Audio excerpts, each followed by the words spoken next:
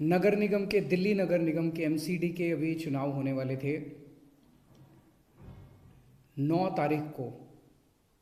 जो दिल्ली चुनाव आयोग है, स्टेट इलेक्शन कमीशन है दिल्ली का, उन्होंने सुबह सुबह एक प्रेस इनविटेशन भेजा कि आज शाम को 5 बजे चुनाव आयोग एमसीडी के चुनावों की तारीख का ऐलान करेगा, डेट्स ऐलान करेगा, किस तारीख को नॉमिनेशन होगा, किस तारीख को विड्रॉ किया जा सकता है, चुनाव किस तारीख को होंगे। शाम को 5 बजे चुनावों का ऐलान होना था, तारीखों का ऐलान होना था। 4 बजे, उसके 1 घंटा पहले, केंद्र सरकार ने चुनाव आयोग को चिट्ठी लिखी कि हम दिल्ली के तीनों नगर निगमों को एक साथ एक नगर निगम बनाने जा रहे हैं, इसलिए आप ये चुनाव टाल दीजिए। 5 बजे चुनाव आयोग ने चुनावों केंद्र सरकार के कहे के मुताबिक चुनाव टालने का ऐलान कर दिया। शायद भारत के इतिहास में पिछले 75 साल में आज़ादी के बाद से पहली बार ऐसा हुआ होगा कि केंद्र सरकार ने सीधे किसी राज्य के चुनाव आयोग को चिट्ठी लिख के चुनाव टालने के लिए कहा है। लोगों के अंदर बातचीत चल रही है कि 2-3 बातें चल रही हैं। 7 साल से 8 साल से केंद्र में भारतीय जनता पार्टी की सरकार है। 8 साल, अगर इनको तीनों एमसीडीज को एक साथ करना था, इकट्ठा करना था, 8 साल में इन्होंने क्यों नहीं किया? चुनाव की तारीखें ऐलान करने के 1 घंटा पहले इनको अचानक याद आई कि अब हमें तीनों एमसीडी को इकट्ठा करना है, इसलिए चुनाव टाल दिए जाएं।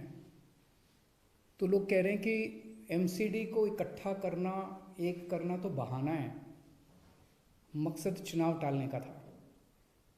क्योंकि बीजेपी को लग रहा था कि दिल्ली में अब अगर चुनाव होंगे तो आम आदमी पार्टी की ज़बरदस्त लहर है, बीजेपी उस लहर में बह जाएगी और बीजेपी हार जाएगी, इसलिए चुनाव टालने के मंशा से ये किया गया।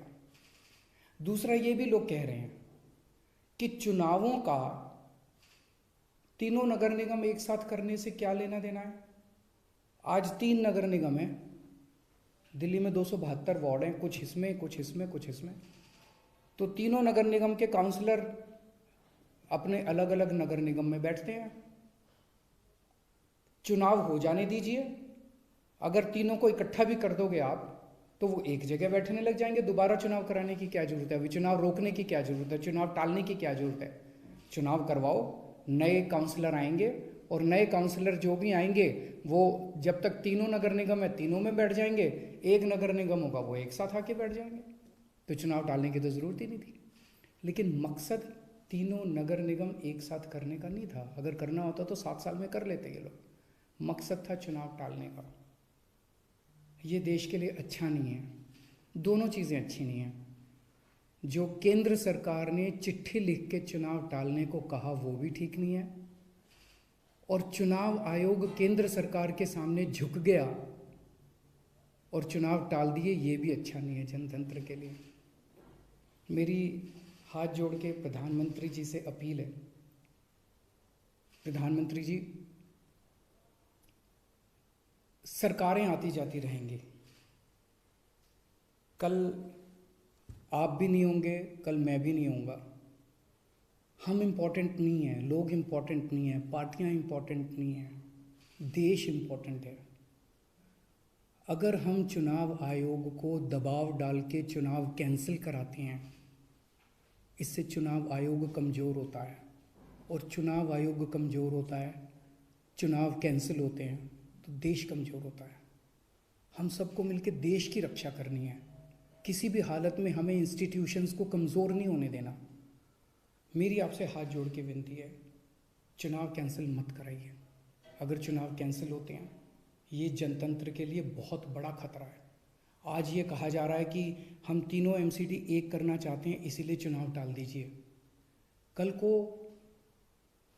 मान लो लोकसभा का चुनाव है, उसके पहले अगर कहा जाएगा कि ये पार्लियामेंट्री सिस्टम अच्छा नहीं है, हम प्रेसिडेंशियल सिस्टम लाना चाहते हैं, संविधान में बदलाव करना चाहते हैं, इसलिए चुनाव टाल दीजिए, तो क्या चुनाव टाले जाएंगे? मान लो कल को कोई स्टेट असेंबली का चुनाव है, ये कहा जाएगा कि हम 2 राज्यों को इकट्ठा करना चाहते हैं इसीलिए चुनाव टाल दीजिए, तो क्या चुनाव टाल दिए जाएंगे? क्या जनतंत्र के अंदर चुनाव ऐसे टाले जा सकते हैं? ये बहुत बड़ा प्रश्न है। मैं प्रधानमंत्री जी से यही निवेदन करना चाहूँगा, कल केजरीवाल भी नहीं रहेगा, कल मोदी जी भी नहीं रहेंगे, ये देश रहेगा। इस देश को अपने को कमज़ोर नहीं करना। मुझे नहीं पता कि राज्य के हमारे जो स्टेट इलेक्शन कमिश्नर हैं उन पे ऐसा क्या प्रेशर डाला गया, उनको क्या धमकी दी गई, इनकम टैक्स की, ईडी की, सीबीआई की कोई धमकी दी गई, या वो अभी अप्रैल में रिटायर हो रहे हैं तो उनको पोस्ट रिटायरमेंट कोई लालच दिया गया, मुझे नहीं पता क्या दिया गया, लेकिन वो तुरंत 1 घंटे के अंदर चुनाव टालने को तैयार हो गए। ऐसे संस्थाएं कैसे चलेंगी? और मैं हमारे स्टेट इलेक्शन कमिश्नर से भी कहना चाहूँगा कि सर, अगर आप ऐसे चुनाव टाल देंगे, ये तो जनतंत्र ही नहीं बचेगा। हम लोगों ने आज़ादी किस लिए पाई थी? इस देश ने आज़ादी किस लिए पाई थी? जनता का राज है, जनतंत्र है इस देश के अंदर। आप ऐसे चुनाव टाल देंगे तो जनतंत्र ही नहीं बचेगा। मुझे नहीं पता आपके ऊपर क्या प्रेशर डाला जा रहा है, मुझे नहीं पता आपको क्या धमकी दी जा रही है या क्या लालच दिया जा रहा है, लेकिन सर, जो भी आपको धमकी दी जा रही है, जो भी आपको लालच दिया जा रहा है, बाहर आके बता दीजिए देश को, सारी जनता को बता दीजिए। देश आपके साथ खड़ा होगा, पूरा देश आपका साथ देगा। पर झुकिए मत सर, किसी के सामने मत झुकिए। देश की बात है, जनतंत्र की बात है। ਸਾਡਾ ਹਰ ਇੱਕ ਪ੍ਰੋਗਰਾਮ ਦੇਖਣ ਅਤੇ ਸਾਡੇ ਨਾਲ ਜੁੜਨ ਲਈ ਸਬਸਕ੍ਰਾਈਬ ਕਰੋ ਬਨੇਰਾ ਟੀਵੀ ਅਤੇ ਨੋਟੀਫਿਕੇਸ਼ਨ ਲਈ ਬੈਲ ਆਈਕਨ ਤੇ ਕਲਿੱਕ ਕਰੋ।